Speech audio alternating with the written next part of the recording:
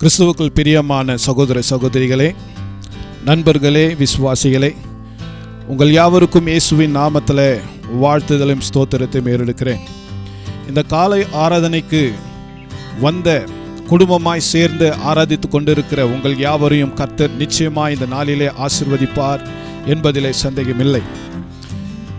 கடந்த 4 வாரங்களாக நாம் மரணத்துக்கு ஏதுவான பாவம் என்ற தலைப்பிலே பார்த்து கொண்டு வருகிறோம். இன்றைக்கு 5வது பிரசங்கமாக கிளட்டனி என்கிற தலைப்பில் பார்க்க போகிறோம். கடந்த பிரசங்கங்களை நான் வரிசைப்படுத்துகிறேன். மரணத்துக்கு ஏதுவான 7 பாவங்கள்: பெருமை, கோபம், பொறாமை, அசுத்தம். இன்றைக்கு கிளட்டனி என்கிற ஒரு ஆங்கில வார்த்தை. கிளட்டனி என்று சொன்னால் the habit of eating and drinking too much. அளவுக்கு மிஞ்சி மிகை அளவு அருந்தும் பழக்கம், உண்ணும் பழக்கம். இன்னொரு வார்த்தையில சொல்ல போனால் பெருந்தீனி என்கிற டிக்ஷனரியிலே இந்த வார்த்தை சொல்லப்படுகிறது. 1 யோவான் 3ஆம் அதிகாரம் 17ஆம் வசனத்திலிருந்து 18ஆம் வசனம் வரைக்குமாய் வாசிக்க கேட்போம். 1 John chapter 3 verse 17 and 18. If anyone has material possession and sees his brother in need but has no pity on him, how can the love of God be in him? ஒருவன் இவ்வுலக ஆஸ்தி உடையவனாயிருந்தும் தன் சகோதரனுக்கு குறைச்சொல்லுண்டென்று கண்டு தன் இருதயத்தை அவனுக்கு அழைத்து கொண்டால் அவனுக்குள் தேவ அன்பு நிலை கொள்ளுகிறது எப்படி? 18ஆம் வசனம் சொல்லுகிறது, என் பிள்ளைகளே, வசனத்தினாலும் நாவினாலும் அல்ல, கிரியைகளினாலும் உண்மையினாலும் அன்பு கூற கடவோம்.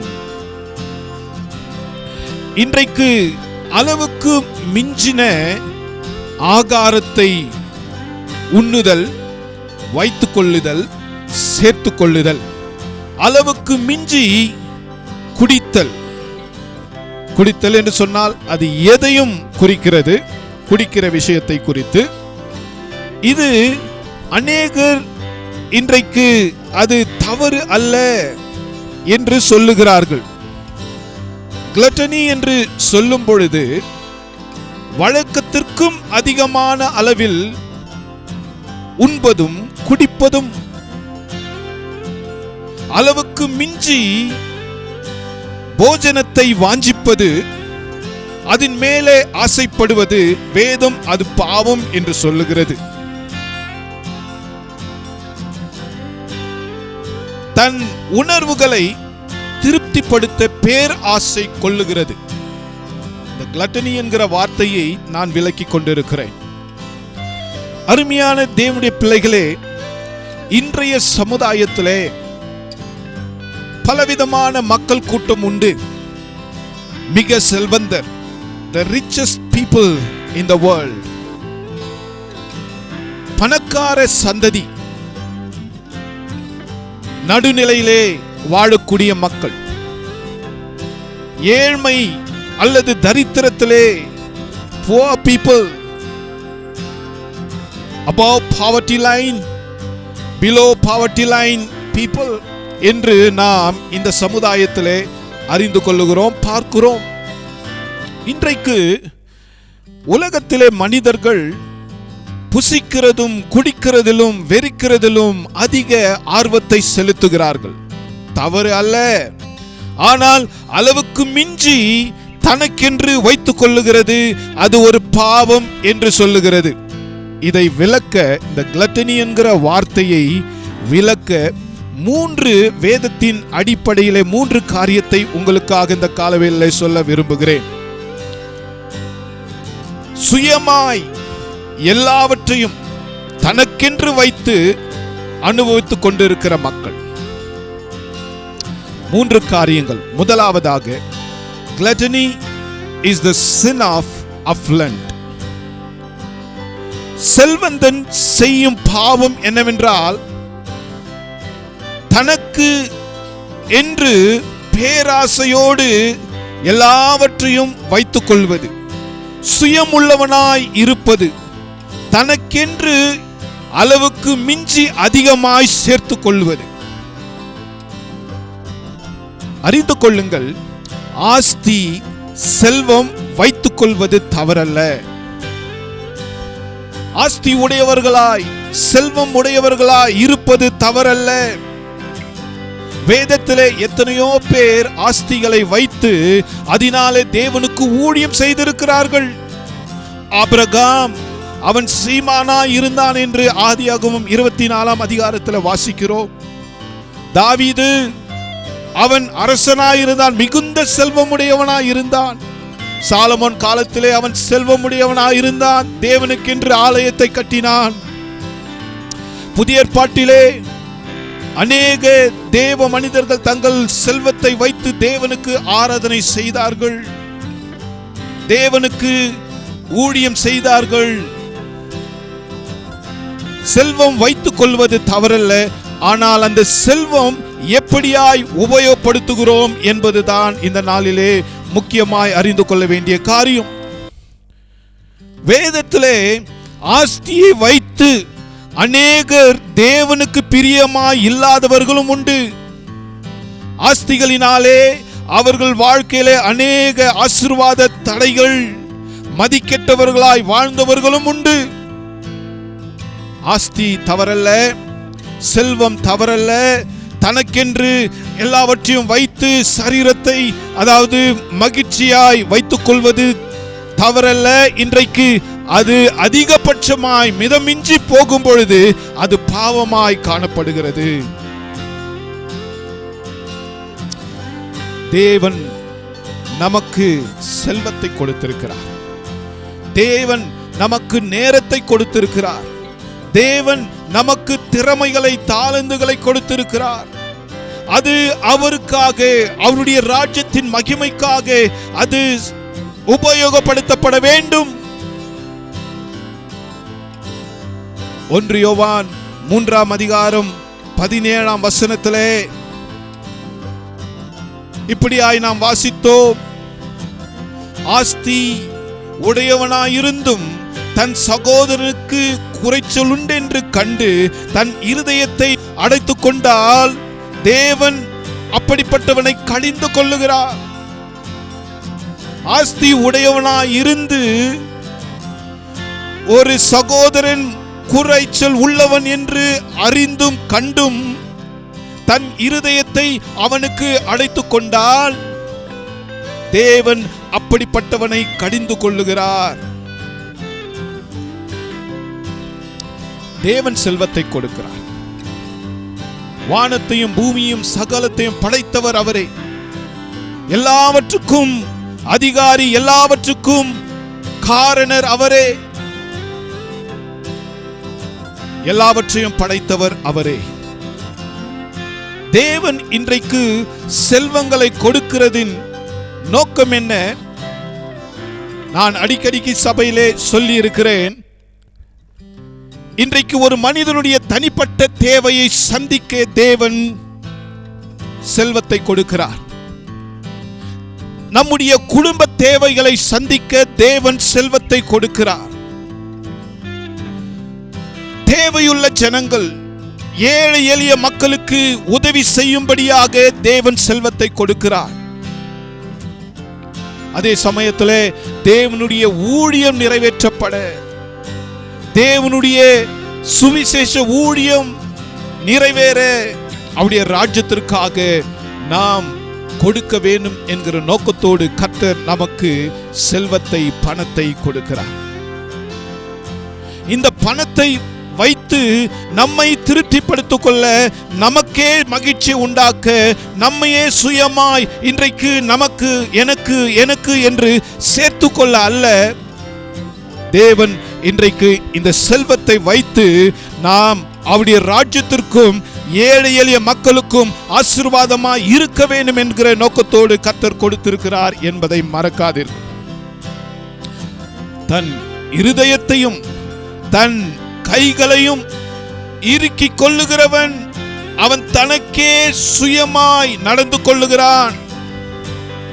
தனக்கே செல்வத்தையும் அவன் சேர்த்து வைத்துக் கொள்ளுகிறான். அப்படிப்பட்டவன் எந்த மனுஷனுக்கும் நண்பனாய் இருக்க முடியாது, தேவனுக்கும் பிரியமாய் இருக்க முடியாது. தேவனால் அவன் அங்கீகரிக்கப்பட்டவன் அல்ல. செல்வம், வசதிகள் கர்த்தர் கொடுக்கிறார். நாம் அதிலே ஆசீர்வாதமாய் இருக்க, மற்றவர்களையும் நாம் அதனாலே நாம் தாங்கும்படியாக, உதவி செய்யும்படியாக தான் கர்த்தர் கொடுக்கிறார். அருமையான தேவனுடைய பிள்ளைகளே, இந்த நாட்களிலே நமக்கு பெரிய பொறுப்பு உண்டு. கடந்த 2 மாதங்களாக இந்த கொரோனா வைரஸ் தாக்கத்தினாலே பொருளாதாரத்திலே ஒரு பெரிதான வீழ்ச்சி. அநேக மக்கள் இன்றைக்கு ஆகாரத்திற்கும் அடிப்படை தேவைகளுக்கும் கஷ்டப்படுகிற சமுதாயத்திலே நம்மை சுற்றி நாம் பார்த்து கொண்டிருக்கிறோம். இன்றைக்கு உன்னுடைய பொறுப்பும் என்னுடைய பொறுப்பும் சபையினுடைய பொறுப்பும் என்னவென்று நாம் அறிந்து செயல்பட வேண்டும். அநேக சபைகளிலே, நம்முடைய சபைகளிலே இன்றைக்கு mercy ministry, benevolent ministry, கருணை உதவி ஊழியங்கள் உண்டு. ஒருவேளை அது தனிப்பட்ட ஒரு சபையிலே இருக்கலாம், ஒருவேளை ஸ்தாபனத்தின் மூலமாகவும் இன்றைக்கு சமுதாயத்துக்கு நாம் உதவிகளை செய்து கொண்டு வரலாம். மக்களின் தேவைகளை மனதில் கொண்டு நாம் ஊழியம் செய்ய இந்த நாட்களை கர்த்தர் கிருபையாய் நமக்கு கொடுத்திருக்கிறார். நம்முடைய பணத்தை கொண்டு மக்களுக்கு உதவி செய்ய வேண்டும். நம்முடைய உடையை கொண்டு கர்த்தருக்கு, அதாவது மக்களுக்கு உதவி செய்ய வேண்டும். ஆகாரம் இல்லாதவர்களுக்கு ஆகாரம் கொடுக்க வேண்டும். இந்த நாட்களிலே பணத்தை வைத்து, எல்லா விதமான செல்வத்தை வைத்தும் மனது இல்லாதபடி, இரக்க குணம் இல்லாதபடி, ஒருவேளை ஆகாரத்திற்கு கஷ்டப்படுகிற மக்கள் மேலே இரக்கம் பாராட்டாத மக்களும் உண்டு. ஏன் அநேக கிறிஸ்தவர்களும் அநேக தேவனை அறிந்த மக்களும் இன்றைக்கு அந்த நிலையிலே தான் இருக்கிறார்கள். அருமையான தேவ பிள்ளைகளே, இன்றைக்கு உதாரத்துவ குணம் உள்ளவர்களாய் நாம் இருக்க வேண்டும். அறிவீனமாய் நடக்கக்கூடாது. முடிந்தவரை தேவன் நமக்கு கொடுத்திருக்கிற நன்மைகளிலே நாம் பகிர்ந்து கொடுக்கிறவர்களாய் இருக்க வேண்டும். 1 யோவான் 3ஆம் அதிகாரம் 18ஆம் வசனத்திலே நாம் வாசித்தோம். இயேசு கிறிஸ்து இப்படியாயும் சொல்லி இருக்கிறார், தேவ பிள்ளைகள் கிறிஸ்தவர்கள் இன்றைக்கு நாம் உதவி செய்ய வேண்டும். 1 யோவான் 3:18 இப்படியாய் சொல்லுகிறது, பிள்ளைகளே, வசனத்தினாலும் நாவினாலும் அல்ல, கிரியையினாலும் உண்மையினாலும் அன்பு கூற கடவோம். வெறும் வசனத்தை பேசிவிட்டு, வெறும் வார்த்தைகளை சொல்லிவிட்டு நாம் இன்றைக்கு உதவுகிறேன், இப்படி செய்கிறேன் என்று சொல்வதல்ல. நாம் அன்புள்ளவர்களாயிருந்தால் அந்த அன்பு நம்முடைய கிரியையிலே காண்பிக்க வேண்டும். அந்த அன்பு நம்முடைய கிரியையிலே உண்மையுள்ள இருதயத்தோடு நாம் உதவிகளை செய்யக்கூடியவர்களாய் இருக்க வேண்டும். இது கிறிஸ்து இயேசு செய்தார். அதை கட்டளையாக நமக்கும் இன்றைக்கு கொடுத்திருக்கிறார். Give and it shall be given. கொடு, ஏழைக்கு இறங்குகிறவன் கர்த்தருக்கு கடன் கொடுக்கிறான். கொடு, அப்பொழுது உனக்கு கொடுக்கப்படும் என்று வேதம் சொல்லுகிறது. கொடுக்கிறது ஒரு கிறிஸ்தவனுடைய வாழ்க்கை முறை. இந்த சத்தத்தை கேட்டுக்கொண்டிருக்கிற நபர், அன்பு தேவ பிள்ளை, நீ யாரா இருந்தாலும் சரி, இன்றைக்கு கிளட்டன் என்கிற வார்த்தையை நாம் கேட்டுக்கொண்டிருக்கிறோம். அளவுக்கு மிஞ்சி உண்ணுதல், அளவுக்கு மிஞ்சி குடித்தல். இது எதை குறிக்கிறது? சுயமுள்ளவர்களாயிருந்து எனக்கு எனக்கு எனக்கு. எவ்வளவுதான் நீ சாப்பிடுவாய், எவ்வளவுதான் நீ குடிப்பாய், வெறிப்பாய். ஒரு ஜான் வயிறுக்கு இவ்வளவு பாடா? இன்றைக்கு தேவன் இந்த பாவ செயலில் இருந்து மனம் திரும்ப விரும்புகிறார். இரண்டாவதாக, glutton is sin of sensual gratification. அருமையான தேவனுடைய பிள்ளையே, இப்படிப்பட்ட ஒரு பாவம்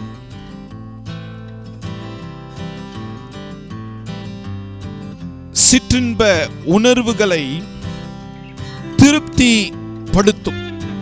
Gluttony is a gratification of our fleshly appetite. Gluttony is a gratification of our fleshly appetite. நம்முடைய மாமிச பசியை போக்க செயல்படும் ஒரு செயல். In order to satisfy our fleshly desire, நம்முடைய சரீர வாஞ்சையை, ஆசையை நிறைவேற்றிக் கொள்ளுதல், திருப்திப்படுத்திக் கொள்ளுதல்.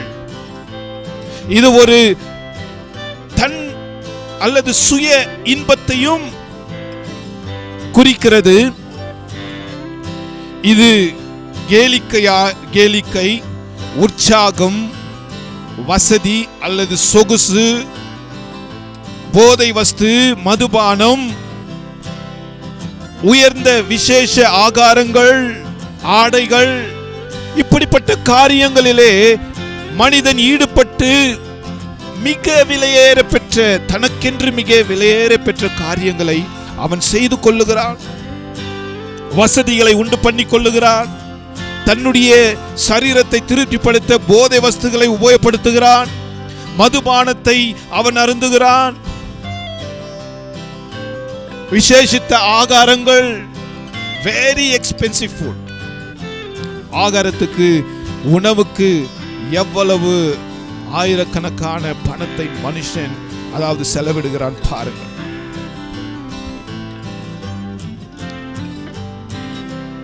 Even to satisfy himself with tobacco.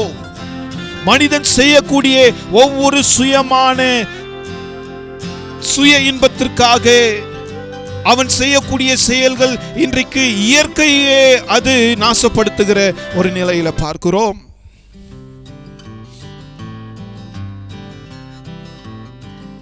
இயற்கையை கூட அவன் அசுத்திப்படுத்துகிறான். தண்ணீர் அசுத்தப்படுகிறது. மின்சாரத்தை அவன் வீணாய் உபயோகப்படுத்துகிறான். even oil, fuel.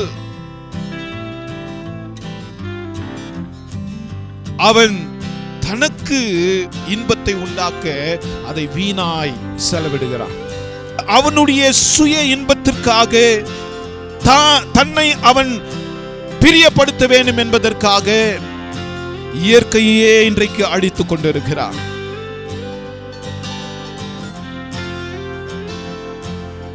தேவனுடைய சிருஷ்டிப்பை, தேவனுடைய சிருஷ்டிகளை, அவரால் படைக்கப்பட்டவைகளை அவன் நாசப்படுத்தி அசுத்தப்படுத்தி கொண்டிருக்கிறான். எதற்கு? தன்னை பிரியப்படுத்த.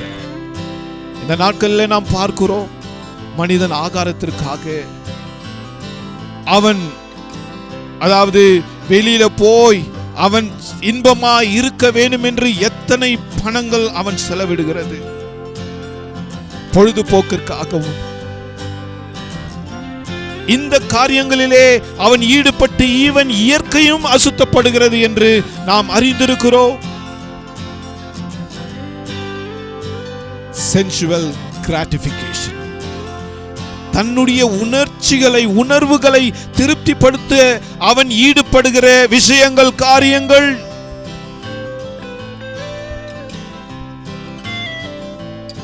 தெய்வீகமற்ற ஆசைகளை தேவன் வெறுக்கிறார். இன்னொரு முறை சொல்லுகிறேன், கவனிங்கள்.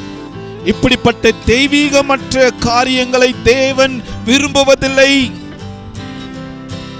மனிதன் தனக்கு தனக்கு தனக்கு என்று அவன் சேர்த்து கொள்ளுகிறான், ஆசை உடையவனாயிருக்கிறான். அருமையான தேவனுடைய பிள்ளையே, எவ்வளவு தான் உனக்கு நிலம் வேண்டும், எவ்வளவுதான் உனக்கு பணம் வேண்டும், எவ்வளவுதான் உனக்கு பதவி வேண்டும், பேர் புகழுக்காக பணத்தை சம்பாதிக்க ஓடி ஓடி உழைத்துக் கொண்டிருக்கிறாய். எங்கு வைக்க போகிறாய்? தேவன் உன் சுயத்திற்கு மாத்திரம் இந்த பணத்தை கொடுக்கவில்லை, செல்வத்தை கொடுக்கவில்லை. நீ மாத்திரம் சந்தோஷமாய் இருக்க வேண்டும் என்று கர்த்தர் இதை கொடுக்கவில்லை.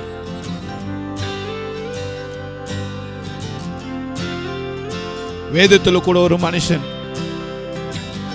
ஆஸ்திகளை சேர்த்து வைத்து, களஞ்சியத்தில் எல்லா தானியங்களை சேர்த்து வைத்து அவன் சொல்லுகிறான், என் ஆத்துமாவே நீ புசித்து குடித்து மகிழ்ச்சியாயிரு என்று. அந்த நாளிலே கர்த்தர் சொன்னார், மதிக்கேடனே, இன்றைக்கு உன் ஆத்துமா உன்னை விட்டு எடுப்படுமானால் நீ சேர்த்து வைத்தவைகள் யாருடையவைகளாகும்? ஓடி ஓடி சேர்க்கிறாய், ஓடி ஓடி உன்னை சந்தோஷப்படுத்த, உன்னை மகிழ்ச்சி கொள்ள, உன்னை இன்பப்படுத்த, உன்னை திருப்திப்படுத்த நீ படுகிற பிரயாசங்கள் எல்லாம் வீண்.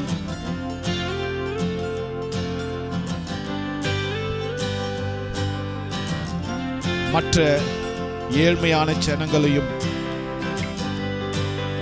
நீ கண்ணோக்கிப்பார். உனக்கு கர்த்தர் தேவன் பணத்தையும் செல்வத்தையும் கொடுத்ததே நீ மற்றவர்களுக்கு உதவியாய் இருக்கதா, உனக்கு மாத்திரம் சுயமாய் இருக்கல்ல.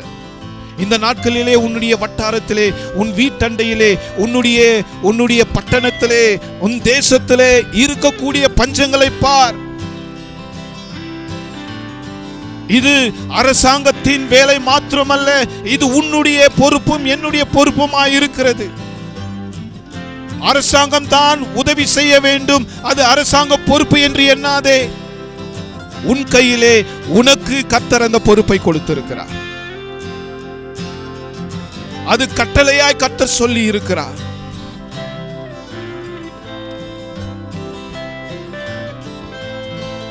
பிலிப்பியர் 3ஆம் அதிகாரம் 18ஆம் 19ஆம் வசனத்தை வாசிக்கிறேன், கவனியுங்கள். பிலிப்பியர் 3ஆம் அதிகாரம் 18-19. ஏனெனில் அநேகர் வேறு விதமாய் நடக்கிறார்கள், அவர்கள் கிறிஸ்துவின் சிலுவைக்கு பகைஞர் என்று உங்களுக்கு அநேகதரும் சொன்னேன், இப்பொழுது கண்ணீரோடு சொல்லுகிறேன். 19ஆம் வசனம் இப்படியாய் சொல்லுகிறது, அவர்களுடைய முடிவு அழிவு. இந்த வார்த்தையை கவனிங்க, அவர்களுடைய தேவன் வயிறு. பிலிப்பியர் 3:19. அவர்களுடைய முடிவு அழிவு, அவர்களுடைய தேவன் வயிறு. அவர்களுடைய மகிமை, அவர்களுடைய லட்சையே. அவர்கள் பூமி கடுத்தவைகளை சிந்திக்கிறார்கள். வயிறுதான் தேவன். பூமி கடுத்தவைகளை தான் எப்பொழுதும் யோசனை. எங்கு சம்பாதிப்பேன், எங்கு எனக்கு பணம் வரும். அது நியாயமற்ற வழியிலே சம்பாதிக்கிற சம்பாத்தியம் கூட இன்றைக்கு அநேகருக்கு அப்படி செய்தாலும் வேதனை உண்டாக்குகிறது என்பதை மறக்காதே. வேதம் சொல்லுகிறது அவருடைய முடிவு அழிவு என்று. பவுல் இதை கண்ணீரோடு சொல்லுகிறார். அநேக மக்கள் இன்றைக்கு வேறு விதமாய் நடந்து கொண்டிருக்கிறார்கள். வயிறுக்காக அவர்கள் இன்றைக்கு ஓடி ஓடி இன்றைக்கு களியாட்டில் ஈடுபடுகிறார்கள். அவருடைய வயிறு தான் அவர்களுக்கு தேவன். சாப்பிடுவது தவறல்ல, குடிப்பது இன்றைக்கு தவறல்ல. குடிப்பது என்று சொன்னால் நல்ல காரியங்கள். தவறான குடிப்பழக்கத்தை நான் சொல்லல, போதை பொருளை சொல்லல, போதை வஸ்துகளை குடிப்பழக்கத்தை நான் சொல்லவில்லை. பெருந்தீனியை குறித்து நான் சொல்லிக் கொண்டிருக்கிறேன். சிலருக்கு கெட்ட பழக்கம், அதாவது சில இந்த சாஃப்ட் ட்ரிங்க்ஸ் கூட அதிகமா குடிச்சிட்டே இருப்பாங்க. டீ காஃபியை கூட அளவுக்கு மிஞ்சி குடிப்பாங்க. அதுவும் தவறுதான், அதுவும் தவறுதான். Glutton is sin of sensual gratification. Sensual gratification.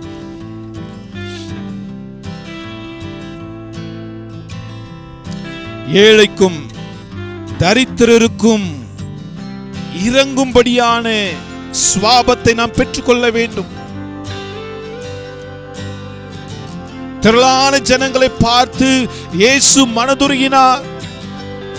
சீஷர்களை பார்த்து நீங்களே அவர்களுக்கு போஜனம் கொடுங்கள், ஆகாரம் கொடுங்கள் என்று சொன்னார். அவரை தேடி வந்த மக்களுக்கு அவர் போஜனையை கொடுத்தார். ஆவிக்குரிய ஆகாரம் மாத்திரமல்ல, அவர்களுக்கு சரீர பிரகாரமான ஆகாரத்தையும் அவர் கொடுத்தார்.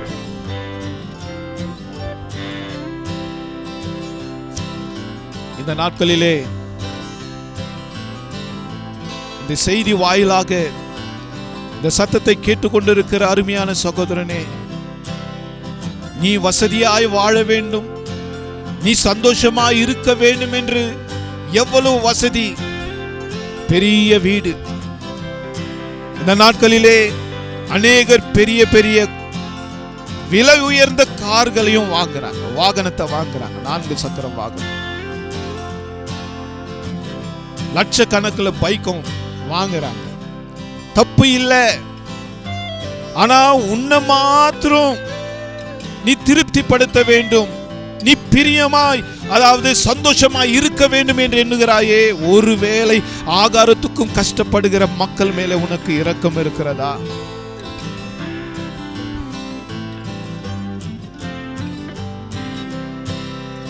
You always very much worried about your comforts. உன் வசதிகளிலே நீ அதிக கவனமாய் இருக்கிறாய்.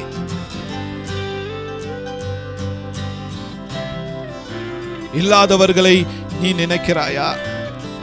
கடந்த வாரத்திலே ஒரு தேவ ஊழியர் இப்படியாய் நம்முடைய பட்டணத்தில் கேஜிஎஃப்ல தான் சொன்னாங்க.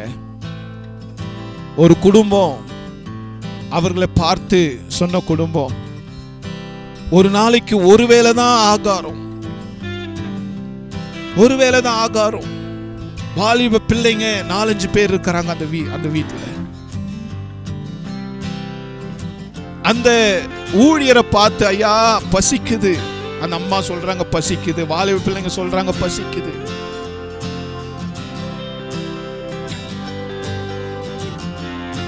இந்த நாட்களிலே வேலை இல்லாதபடி, வருமானம் இல்லாதபடி எத்தனை குடும்பம் தரித்திரத்துல, கஷ்டத்துல, ஆகாரம் இல்லாத கண்ணீரோடு வாழ்ந்து கொண்டிருக்கிறார். உங்களால பார்க்க முடிகிறதா? உனக்கு வேணும் என்று அதிகமாய் சேர்த்து வைத்திருக்கிறாயே, ஒரு வேளைக்கு கூட ஆகாரம் இல்லாத மக்களை பார்த்து உனக்கு இரக்கம் வரவில்லையா?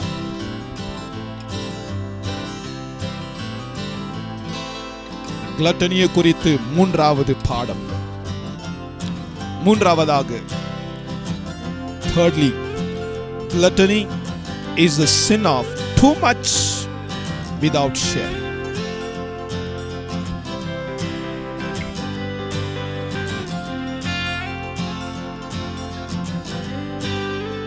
The gluttony என்கிற சுவாபம் உடையவன் தன்னை திருப்தி படுத்திக் கொள்ள வேண்டும், தன்னையே பிரியப்படுத்திக் கொள்ள வேண்டும் என்ற சுவாபம் உள்ளவன் மற்றவர்களுக்கு கொடுக்காமல், மற்றவர்களை நினையாமல், மற்றவர்களுக்கு உதவி செய்யாமல் இருக்கிறதே பாவம். Yes, too much without sharing. அதிகமாய் வைத்துக் கொள்ளுகிறான், வைத்திருக்கிறான், மற்றவர்களுக்கு பகிர்ந்து கொடுக்க மனது இல்லை. அப்படிப்பட்டவன் பாவி என்று வேதம் சொல்லுகிறது. அப்படிப்பட்டவன் பாவி என்று வேதம் சொல்லுகிறது. வசதியாய் உள்ளவனே, உன்னையே திருப்தியாக வைத்துக் கொண்டிருக்கிறவனே, எவ்வளவு நாள் எவ்வளவாய் இந்த உலகத்திலே நீ இன்பத்தை அனுபவிப்பாய்? இந்த சுவாபம் உள்ளவர்கள் மிகையாக அடிக்கடி விலைமிக்க அதிவிரைவில் செய்ய வேண்டும், மிகையாக அனுபவிக்க வேண்டும். அடிக்கடியின் வாழ்வில் இப்படிப்பட்ட அனுபவங்கள் வேண்டும். வசதி, விலைமிக்க காரியங்களிலே கருத்தாய் கண்ணாய் இருப்பது.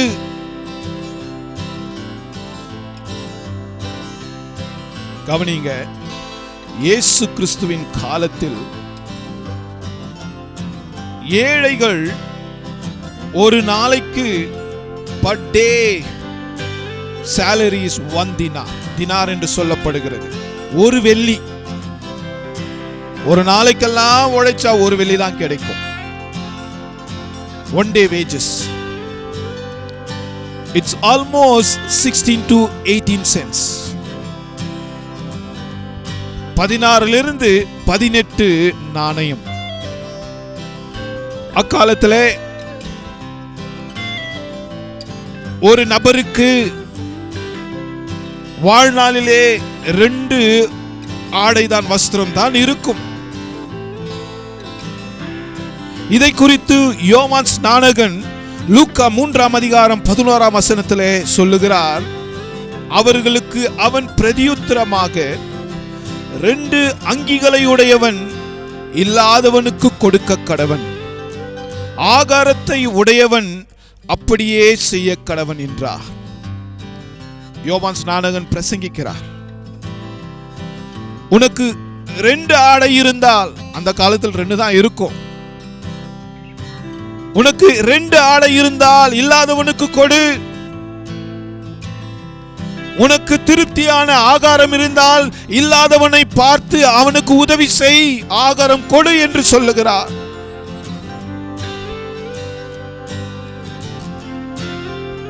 கவனிங்க, யோவான் ஸ்நானகன் எல்லாத்தையும் உங்ககிட்ட என்ன நடக்குதோ எல்லாத்தையும் கொடுன்னு சொல்லல, எல்லாவற்றையும் கொடுன்னு சொல்லல. 2 அங்கி உடையவன் இல்லாதவனுக்கு கொடுக்க கடவுள். 2 இருந்தா 1 கொடு. நான் அதாவது இந்த இடத்துல யோவான் சொல்லுகிறார், உனக்கு போஜனத்துக்கு போதுமான அளவுக்கு இருந்தா இல்லாதவனுக்கும் பகிர்ந்து கொடு.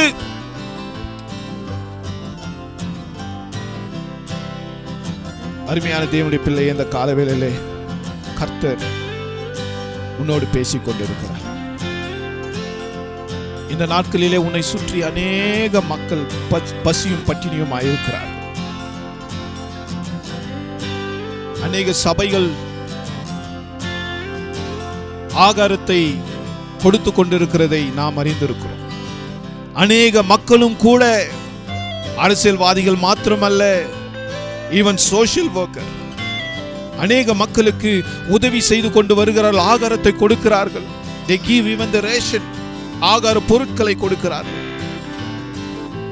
நல்லது, இன்னும் அதிகமாய் செய்யுங்கள். சுயமாய் இருக்கக்கூடாது. மற்றவர்களுக்கு கொடுக்கதான் கர்த்தர் நமக்கு கொடுத்திருக்கிறார். சுயமா இருக்கக்கூடாது. You should not be very stingy.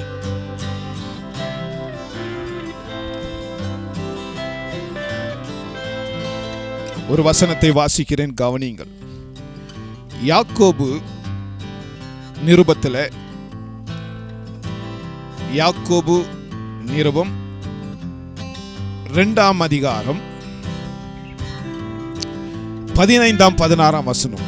யாக்கோபு 2:15-16. ஒரு சகோதரனாவது சகோதரியாவது வஸ்திரம் இல்லாமலும் அனுதின ஆகாரம் இல்லாமலும் இருக்கும்போது உங்களில் ஒருவன் அவர்களை நோக்கி, நீங்கள் சமாதானத்தோடு போங்கள், குளிர் காய்ந்து பசியாற்றுங்கள் என்று சொல்லியும் சரீரத்திற்கு வேண்டியவைகளை அவர்களுக்கு கொடாவிட்டால் பிரயோஜனம் என்ன? ஒரு சகோதரன் ஒரு சகோதரி வஸ்திரம் இல்லாமல் ஆகாரம் இல்லாமல் உன்னை தேடி வந்தாலும், ஒருவேளை நீ அறிந்திருந்தாலும், சமாதானத்தோடு போ என்று சொல்லி நல்ல வார்த்தைகளை சொன்னாலும் கிரியையிலே உதவி செய்யாமல் இருந்தால் பிரயோஜனம் என்ன? இன்னொரு விதத்திலே, what is the use? You have so much. உன்கிட்ட எல்லாமே இருந்து கூட நீ ஒன்றுமில்லாதவன், தரித்திரன் என்று உன்னை சொல்லுகிறார். It's no good. நல்லது அல்ல. Whatever you have, it is useless. உனக்கு என்ன வைத்திருந்தாலும் அது பிரயோஜனமற்றது. You having a lot, you have too much, but you don't have heart to help. It's a sin. Having a lot, too much, and not sharing is sin. அதிகமாய் இருந்தும் நீ பகிர்ந்து கொடுக்காமல் இருந்தால் நீ பாவம் செய்து கொண்டிருக்கிறாய்.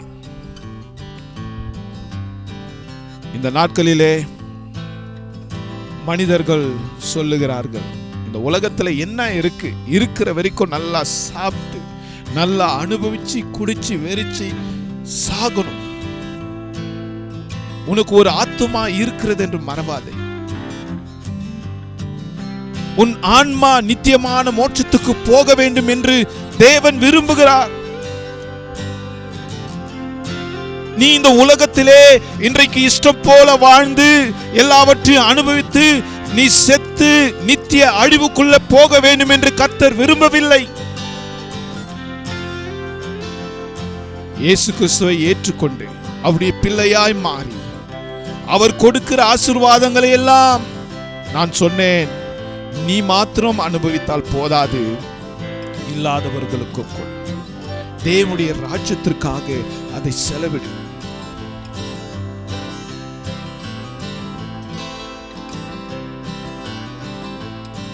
மற்றவருடைய விஷயத்திலும் கூட நீ ஆர்வம் கொள், உதவ முன்வா. வேதத்திலே அநேக தீர்க்கதரிசிகள் இதை குறித்து அதிகமாய் உரைத்திருக்கிறார்கள்.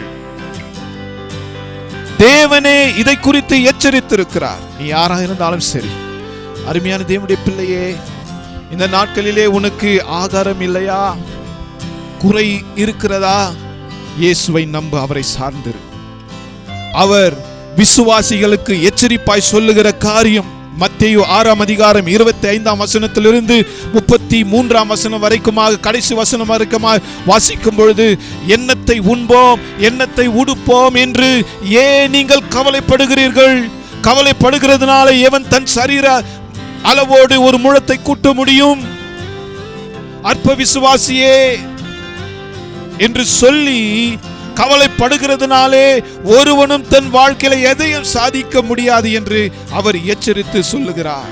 ஆகாயத்து பறவை பார், உழைக்கிறதில்ல, அறுக்கிறதில்ல, களஞ்சியத்திலே சேர்த்து வைக்கிறதும் இல்லை, பரமபிதா பிழைப்பூற்றுகிறார், அவைகளை பார்க்கலும் நீங்கள் விசேஷித்தவர்கள் என்று கர்த்தர் சொல்லுகிறார். காட்டு புஷ்பத்தை பார், சாலமோன் முதற்கொண்டு அதற்கு தேவன் மகிமையை அழகை கொடுத்திருக்கிறார். எண்ணத்தை உடுப்போம் என்று உன் அழகுக்காய் ஏன் கவலைப்படுகிறார்? அந்த பூவை பார்க்கிலும் புஷ்பத்தை பார்க்கிலும் நீ விசேஷித்தவன். உனக்கு வேண்டிய ஆடைகளும் உடைகளும் கர்த்தர் கொடுக்க அவரால் முடியும்.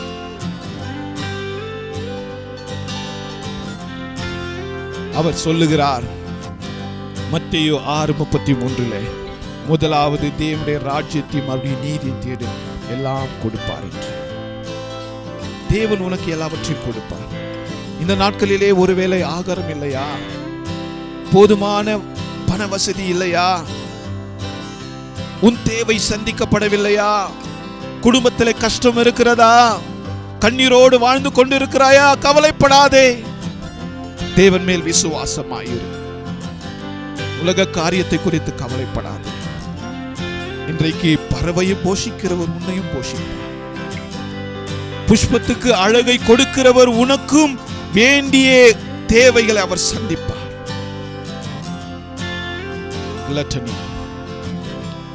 ஒருவேளை இந்த சத்தத்தை கேட்டுக்கொண்டிருக்கிற அருமையான தேவனுடைய பிள்ளையே, மரணத்துக்கு ஏதுவான பாவம், பெருந்தீ, அளவுக்கு மிஞ்சி உண்ணுதல், அளவுக்கு மிஞ்சி தனக்கென்று சேர்த்து வைத்துக் கொள்ளுதல், தன்னை பிரியப்படுத்திக் கொள்ள, தன்னையே இன்பமாக்கிக் கொள்ள, எல்லாவற்றையும் தனக்கு தனக்கு தனக்கு எனக்கு என்று மற்றவர்களை ஒரு துளி அளவிலும் நினைக்காதபடி சுயமாய் வாழ்ந்து கொண்டிருக்கிற மகனே மகளே, இந்த நாளில மனம் திரும்பு. தேவன் உன்னை மாற்றுவார். உனக்கு கொடுத்திருக்கிறாரா? ஆகாரம் இல்லாதவர்களை யோசி, வசதி இல்லாதவர்களுக்கு கொடு. இயேசுவை போல வாழ அர்ப்பணம் செய்ய. உனக்காய் இந்த காலவேளை ஜெபிக்கிறேன். உன்னுடைய நிலைமை எதுவாயிருந்தாலும் சரி, 3 விசேஷித்த பாடங்களை நாம் கற்றுக்கொண்டோம். லட்டனியை குறித்து அதிகமாய் அளவுக்கு மிஞ்சி தன்னை பிரியப்படுத்த, ஆகாரத்தினாலும் குடியினாலும் தன்னை பிரியப்படுத்திக் கொள்ள, மற்றொரு மீது ஒரு துளி அளவும் கரிசனை இல்லாத, அக்கறை இல்லாத நிலைமை மாற வேண்டும். கர்த்தர் மேல் நீ விசுவாசமாயிரு. ஒருவேளை உனக்கு எதுவும் இல்லை என்று சொன்னால் அவரும் தேவைகளை சந்திப்பார். உனக்காய் நான் ஜெபிக்கிறேன். இருக்கிற இடத்துல குடும்பமாய் கண்களை மூடி ஜெபியுங்கள். இந்த நேரத்தில் விசுவாசமாய் ஜெபியுங்கள். நான் ஜெபிக்கிற வேளையிலே பக்தியோடு உங்கள் நிலைமையிலே எந்த நிலைமையா இருந்தாலும் சரி ஆண்டவருக்கு அர்ப்பணியுங்கள். ஒருவேளை எல்லா வசதிகளும் இருந்தும் கூட மற்றவர்கள் மீது ஒரு அக்கறை இல்லாமல் இருந்தா, ஒரு எண்ணம் இல்லாத இருந்தா, இருதயம் இல்லாத இருந்தா, இந்த நாளில் ஒப்புக்கொடு. 1 யோவான் புஸ்தகத்திலே நாம் வாசித்தோம் அல்லவா, உனக்கு எல்லாம் இருந்தும் ஆஸ்தி உடையவனாய் இருந்தும் தன் சகோதரனுக்கு குறைச்சல் உண்டென்று கண்டு தன் இருதயத்தை அவனுக்கு அடைத்துக் கொண்டால் அவனுக்குள் தேவ அன்பு இல்லை. தேவ அன்பு நிலை கொள்ளுகிறது எப்படி? தேவனுடைய பிள்ளை என்று நீ சொல்லுகிறாய். தேவனை நேசிக்கிறவன் நேசிக்கிறவள் என்று நீ சொல்லுகிறாய். உன் சகோதரன் குறைச்சல் உள்ளவன் என்று கண்டும் கூட சுயமாய் நீ வாழ்ந்து கொண்டிருக்கிறாய். மனம் திரும்பும், ஒப்புக்கொடு. முழங்கால் படிட்டு ஜெபிக்கலாம் இருக்கிற இடத்துல. அன்புள்ள இயேசுவே, இந்த நல்ல வேளையிலே உம்மை ஸ்தோத்தரிக்கிறோம்.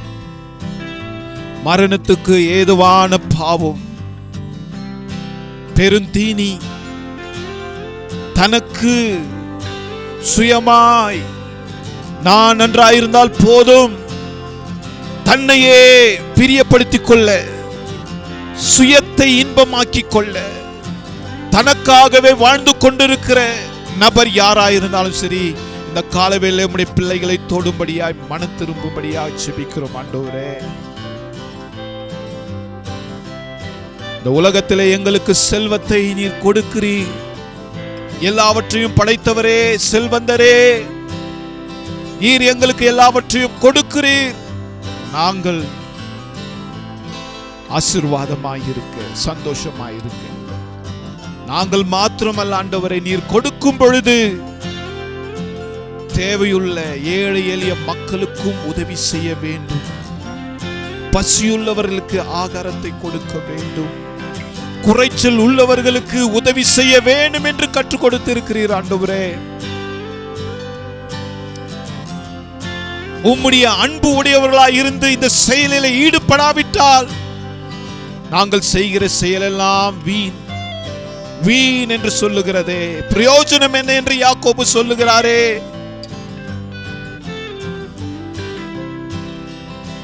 எங்களுடைய செயல் வார்த்தையினால மாத்திரமல்ல, வெறும் பிரசங்கத்தை வசனிப்பை சொல்லுகிறதுனால் மாத்திரமல்ல, கிரியையினாலே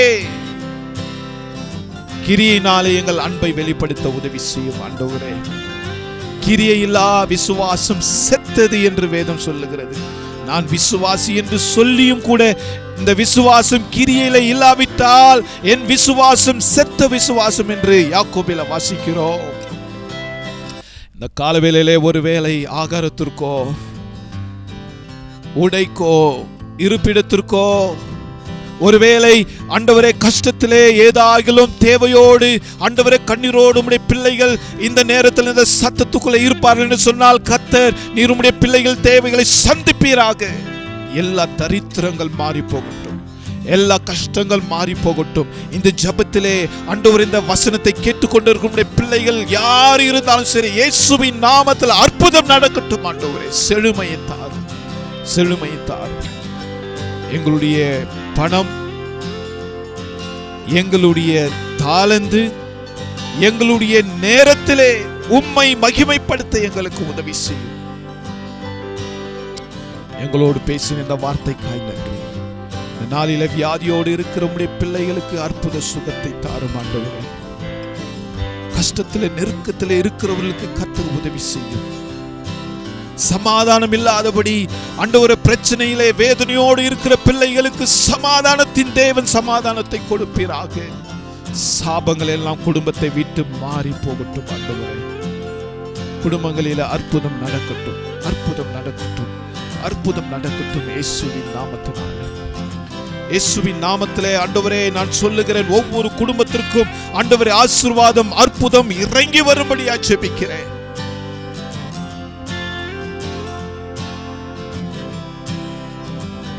100 மடங்கு ஆசீர்வதிக்கிற தேவன், எங்கள் கையின் பிரயாசங்களிலே ஆசீர்வாதங்களை கொடுக்கிற தேவன், சுயமெல்லாம் மாறி இன்றைக்கு சுயமற்ற ஒரு வாழ்வு வாழ உங்களுடைய பிள்ளைகளுக்கு அருள் செய்யும். முதலாவது தேவனுடைய ராஜ்யனுடைய நீதியை தேடு எல்லாம் கொடுப்பேன் என்று மத்தேயு 6ஆம் அதிகாரம் கடைசி வசனத்தில் சொல்லுகிறதே. ராஜ்யத்துடைய நீதி உம்மை தேட கர்த்தர் கிருபை செய்கிறார். இயேசுவின் நாமத்தில் ஜெபிக்கிறோம் பிதாவே, ஆமென். நம்முடைய கர்த்தராகிய இயேசு கிறிஸ்துவின் கிருபையும் பிதாவாகிய தேவனுடைய அன்பும் பரிசுத்த ஆவியானவருடைய அன்யோன்யமும் சமாதானமும் சந்தோஷமும் நம் அனைவரோடும் இன்றைக்கும் என்றைக்கும் சதா காலம் தங்கியிருப்பதாக. என் ஆத்துமாவே கர்த்தரை ஸ்தோத்திரி, என் முழு உள்ளமே பரிசுத்த நாமத்தை ஸ்தோத்திரி. என் ஆத்துமாவே கர்த்தரை ஸ்தோத்திரி, அவர் செய்த சகல உபகாரங்களையும் மறவாதே.